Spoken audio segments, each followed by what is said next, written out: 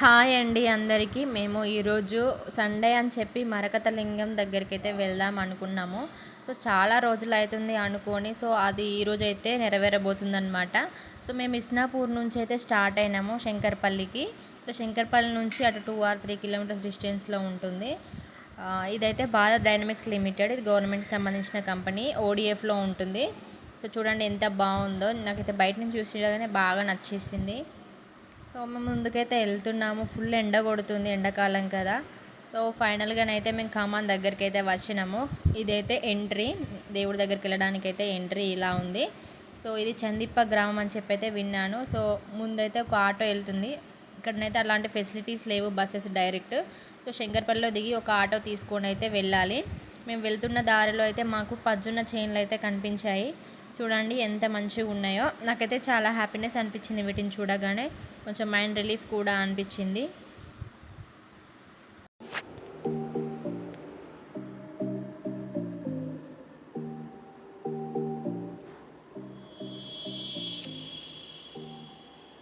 Guys మేమైతే entry అయ్యాము. శ్రీ బ్రహ్మసూత్ర మరకతలింగేశ్వర స్వామి దేవస్థానం, చందిప్ప గ్రామం, శంకర్పల్లి.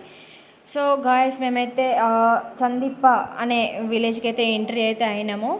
సో ఇక్కడ స్పెషల్ ఏంటంటే మరకతలింగం, ఆ యొక్క రాయి మనం ఏదైతే కోరుకుంటామో అది నెరవేరుతుంది అని అనుకుంటే ఆ రాయి అనేది ఆటోమేటికల్గా తిరుగుతుంది. ఇదే ఇక్కడ స్పెషల్.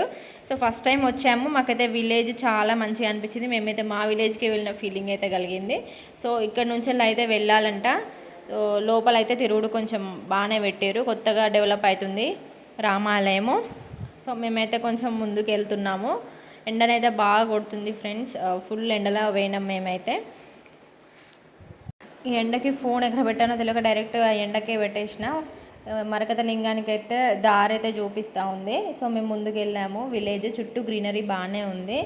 మేము బండి అయితే పార్కింగ్ చేసేసి నడుచుకుంటూ అయితే ముందుకు వెళ్తున్నాము. ఇది ఒక టెంపుల్ యొక్క ఎంట్రన్స్, ఒక జాతర లాగానే ఉంది, మంచిగా అనిపించింది మాకు. సో మేమైతే కాళ్ళు కడుక్కొని అయితే ముందుకు వెళ్తున్నాము. సో ముందు టెంపుల్ ముందు అయితే ఇలా ఉంటుంది. ఇక్కడ ఏమన్నా మొక్కులు మొక్కిన తర్వాత గుండు గిట్లా తీసుకోవాలనుకుంటే తీసుకోవచ్చు. సో ఇది టెంపుల్ సరౌండింగ్ అయితే ఇలా ఉంది. ఇది గజస్తంభాన్ని అయితే ఫస్ట్ దర్శించుకున్నాము, ఆ తర్వాత లైన్లో నిల్చున్నాము. సో చూసారా అక్కడ ఎంతమంది జనాలు ఉన్నారో. సో వాళ్ళు లైన్ కట్టారు. ఇక సండే కదా, చాలామంది ఉన్నారు. సో అదే ఆ యొక్క రాయి, ఆ రాయి పైన మనం ఏదైనా కోరుకొని పెట్టితే మన హ్యాండ్స్ ఆ రాయి పైన పెడితే అది నెరవేరే కోరిక అయితే అది ఆటోమేటిక్గా తిరుగుతూ ఉంటుంది. సో మేమైతే లైన్లో ఉండి అబ్జర్వ్ చేసాం. కొంతమందికి తిరిగింది, మరి కొంతమందికి తిరగలేదు. సో మేమైతే ఇంకా ముందుకు వచ్చినాము, దర్శనంలో అయితే నిల్చున్నాము. ఇది ఎంట్రీ, టెంపుల్ లోపలికి ఎంట్రీ.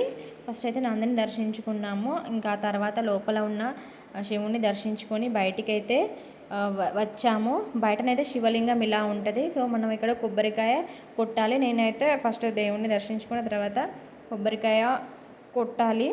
సో నేనైతే కొబ్బరికాయ కొట్టాలనుకుంటున్నాను. ఇక నేనైతే దేవునికి మొక్కు అయితే కొబ్బరికాయ కొట్టాను. సో గాయస్ బయటనైతే మొత్తం ఒకసారి చూడండి, ఇలా ఉంటుంది. చాలా పీస్ఫుల్ అనిపించింది మాకైతే. చాలా దూరం నుంచి కూడా వస్తున్నారు ఇక్కడ నుంచి. సో ఇక్కడ శివాలయం బాగా ఫేమస్ అని చెప్పి విని చాలామంది వస్తున్నారు ఎక్కడెక్కడి నుంచెల్లో. సో ఇంకా నవగ్రహాలు ఉన్నాయి కదా, నవగ్రహాల కాడికి అయితే వెళ్తున్నాము.